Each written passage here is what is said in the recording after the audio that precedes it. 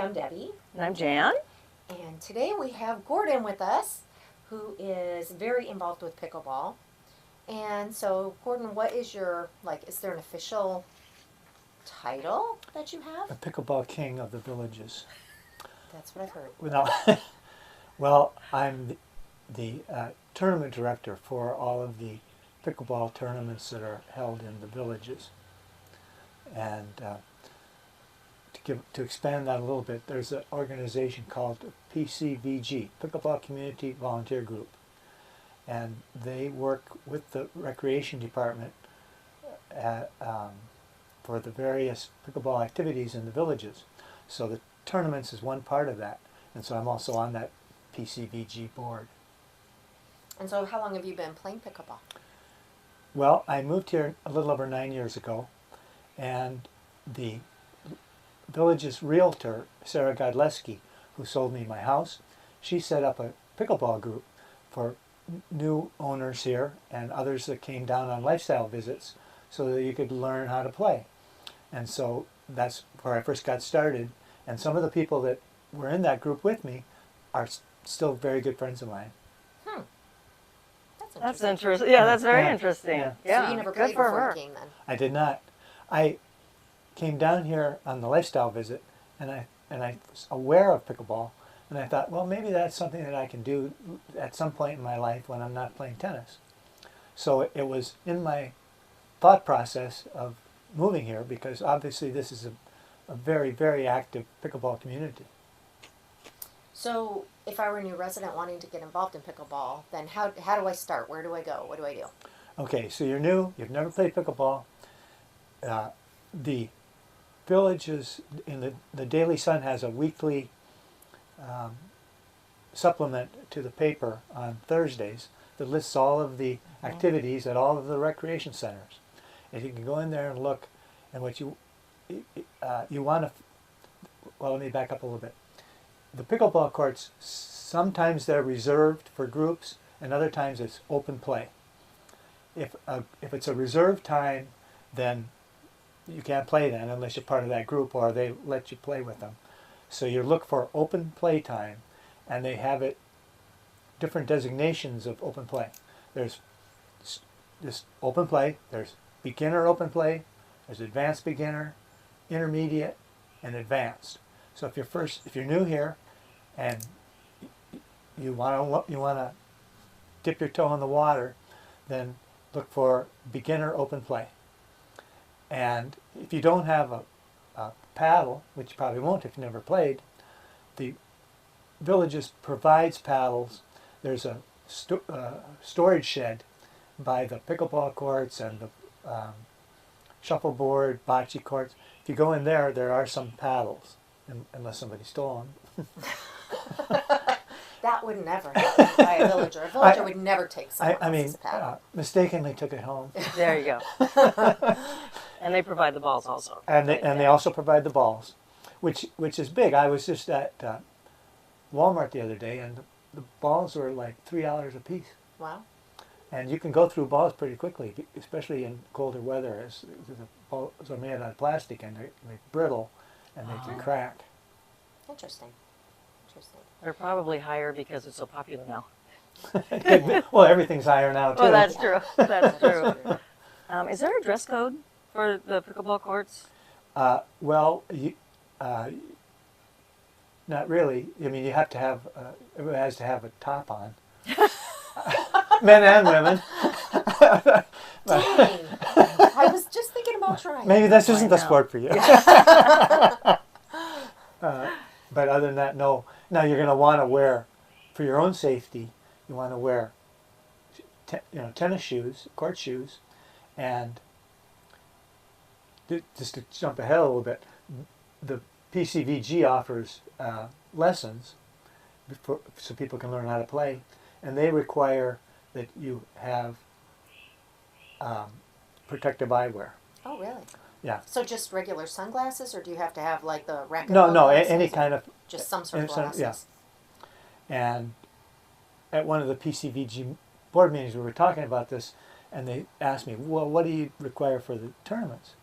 I said, well, we go by our motto is live free or die. So nobody's died. That's the good news. So are they regular tennis shoes or are they actually tennis shoes for pickleball? Well, if you do a Google search, you can find pickleball shoes. In fact, I'm wearing. No, I'm not wearing them right now. Never mind. I won't put my foot up on the table. On the table. But I don't really see what the difference is between that and tennis shoes, other than they market them as pickleball shoes. Now there might be a difference, but it's very subtle. But they want court shoes, though, not just regular Like rubber running sole shoes, shoes. because those will mark up the courts, or do they not really have that problem in pickle? Because I know in tennis they want you to have court shoes, so you don't. Yeah, I have not really seen any shoe markings on the courts. Don't drive your skateboards on there either. Yeah, and don't walk your dog. There's all sorts of stuff that happens you wouldn't believe. So if I did want to take the classes, so you mentioned that you guys offer classes. Do those cost money? Where do I go? How do I sign up? Yeah, they are free, and I think it's on page 7 of that recreation news that I referenced earlier. It has a very explicit explanation, and it starts. This evolved over time. I've been on the PCVG board That's a for lot of about words. 6 or 7 years. It's changed. The people that coordinate it have come and gone. The first thing they have you do is watch an online video, and then you can sign up for the classes. There's a lot of different classes, but it's a progression. You can't say, well, I don't think I need the first 3. You have to go through those, and it's to register for them. It is explained in that rec news, or the PCVG also has a website that's extremely useful. It's pickleballcommunity.com.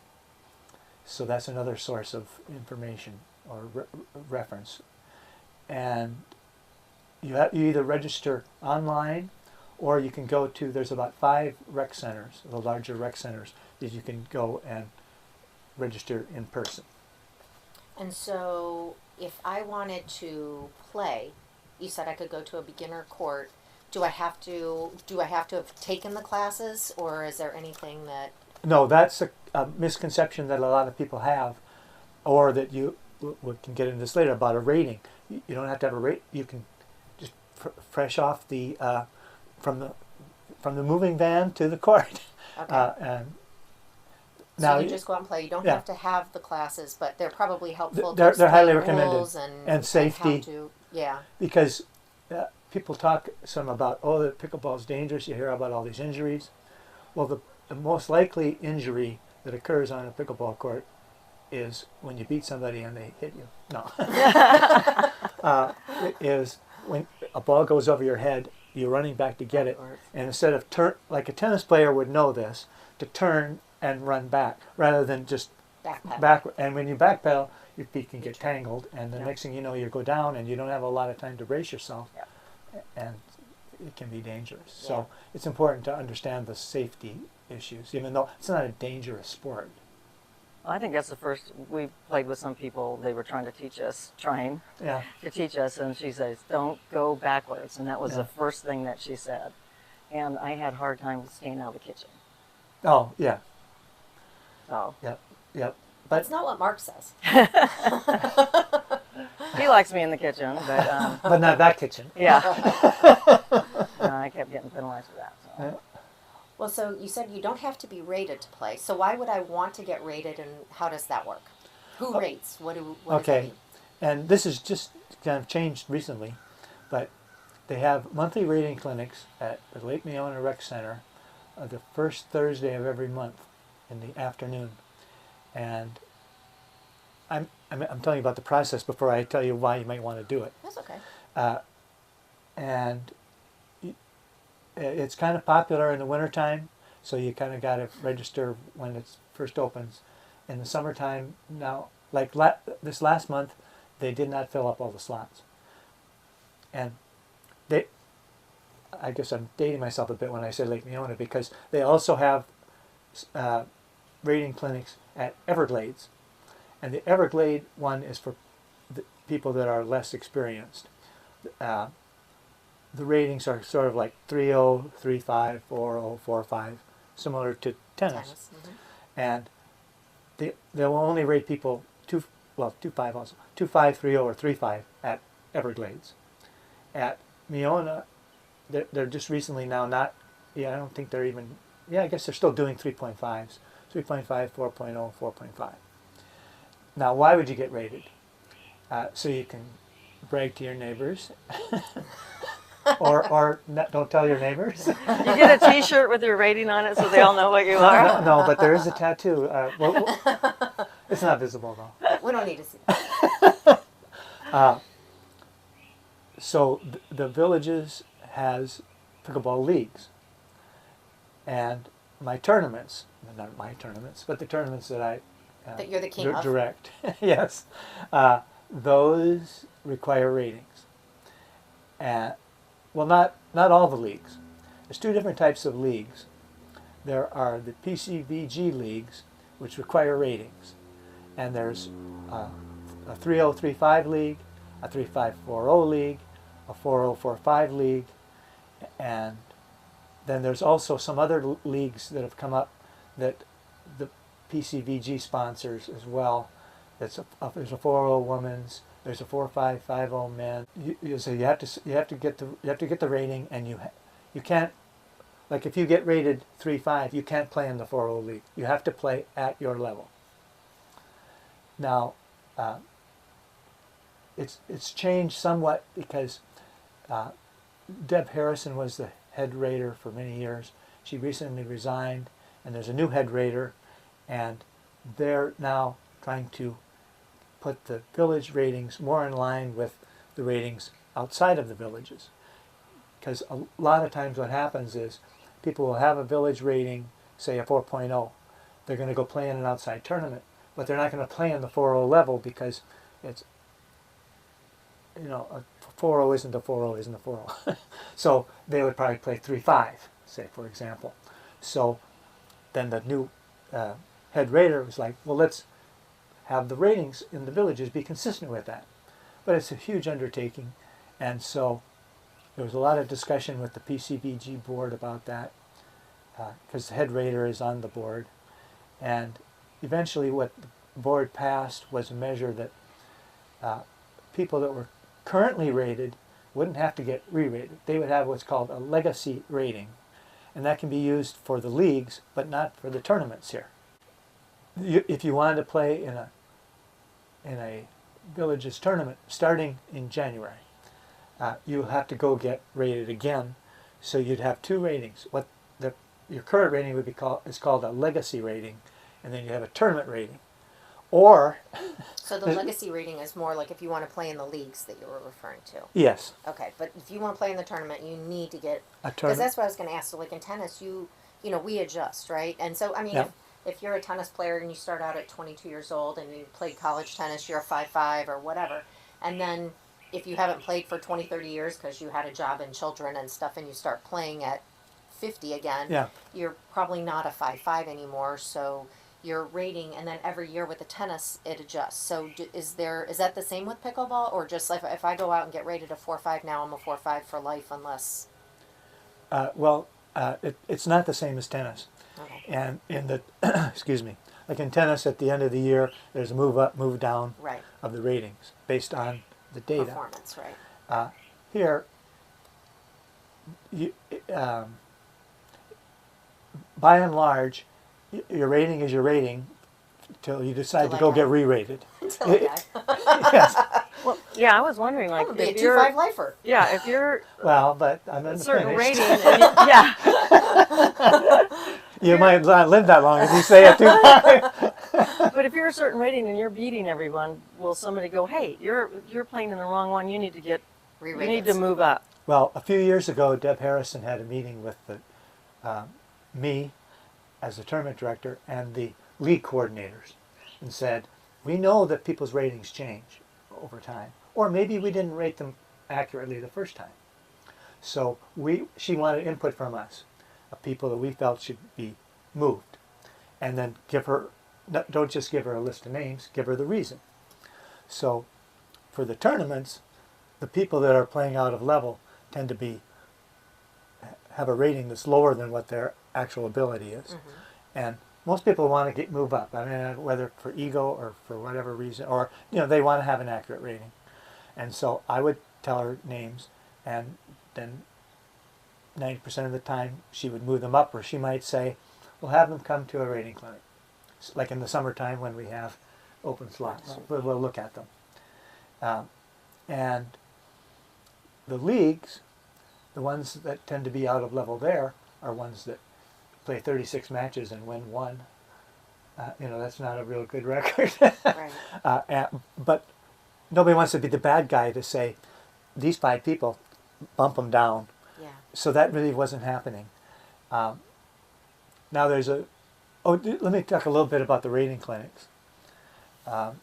There are raters. I was a rater for a while, and my plate was getting full, and so I resigned from that. But they'll group people on a court, and the rating clinic lasts 1 hour, and you'll play with people that, well, first you indicate what level rating you think you should be.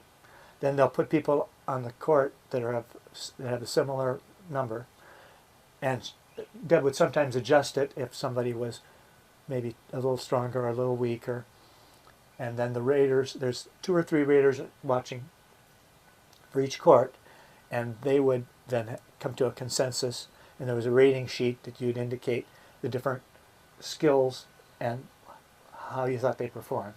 And the person getting rated could request a copy of that so they could see where they succeeded or failed. Yeah, sure. It's a funny story what happened to me. At least I think it's kind of funny. You can be the judge of that.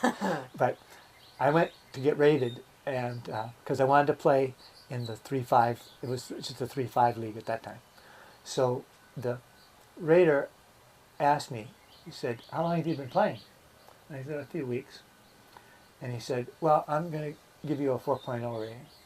And I said, "Well, with all due respect, I came here with somebody else. We play all the time. We're very similar. And that person got a 3.5. I really think I'm a 3.5. And if I'm not, I won't just keep playing 3.5. And he says, "Okay, let me go talk to the other rater." He comes back. He says, "Okay, 3.5. So I played in that league for a couple years, and I thought, okay, now I'm 4-0. I'll go get re-rated, and they gave me a 3.5. And so I voiced my concern,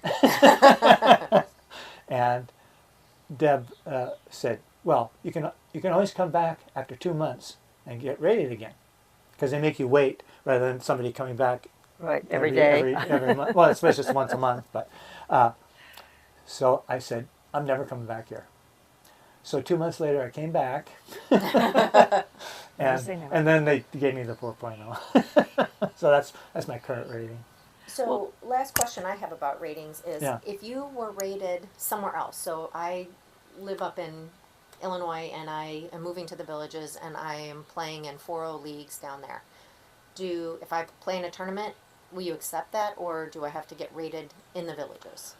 Well, the ratings is changing, but there's only one other way that you can avoid going to a rating clinic, and that is if you play sanctioned tournaments, there's different rating systems, and they will accept one of those, and that's going to change in January to what's called the WPR rating, I guess it must stand for World Pickleball Rating, or Wonderful Pickleball Rating. I don't know what it is.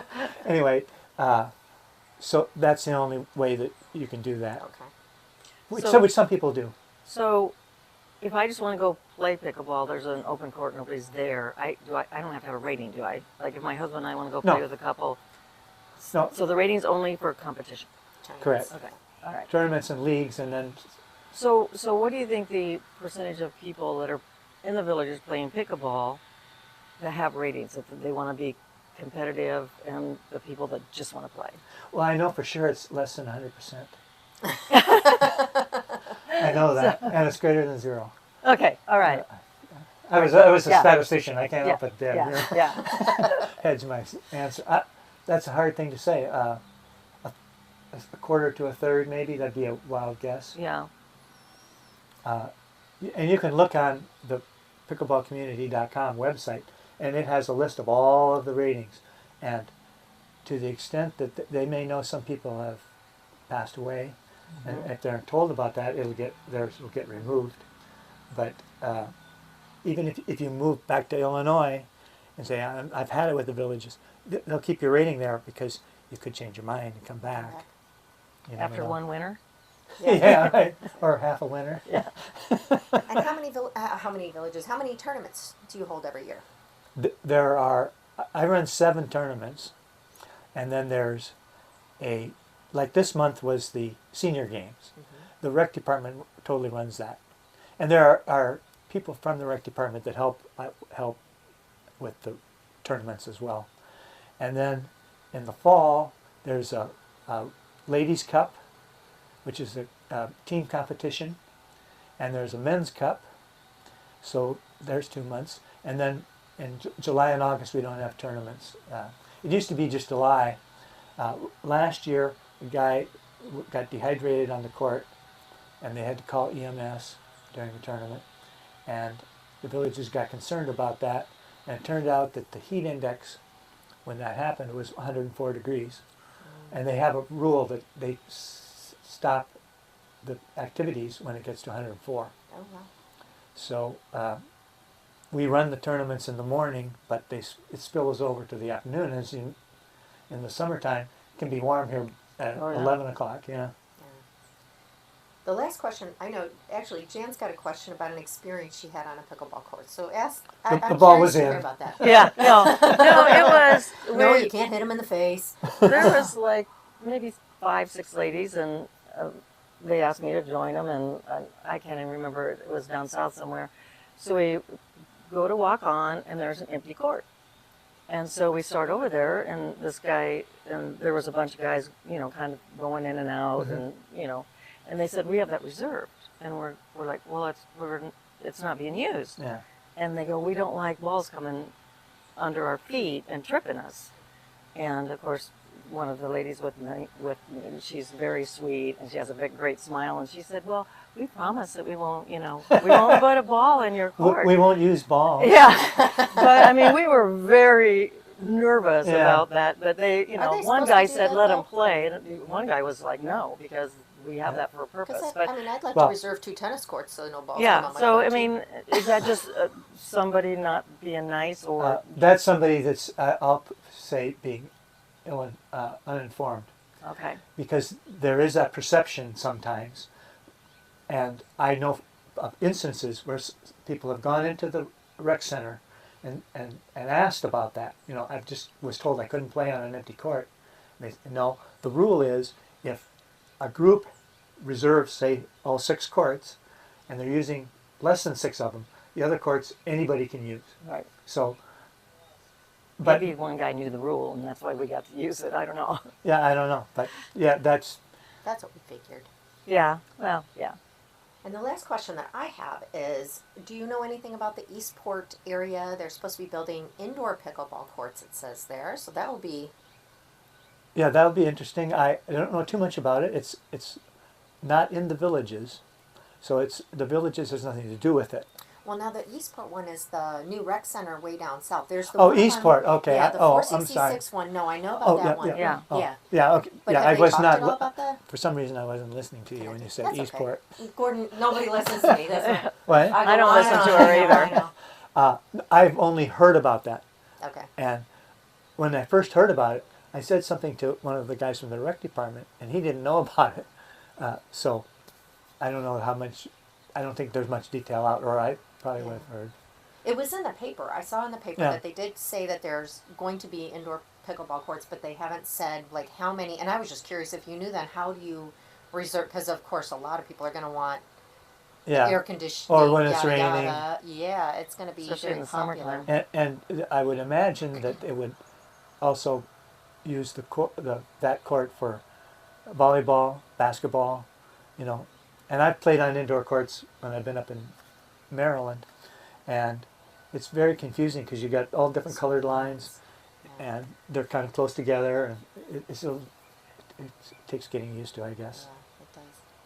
Was there anything else that you can think of that the people should know? Yes, my birthday's coming up next month. No, Some gifts. gift cards or cash, please. I did want to talk a little bit more about the open play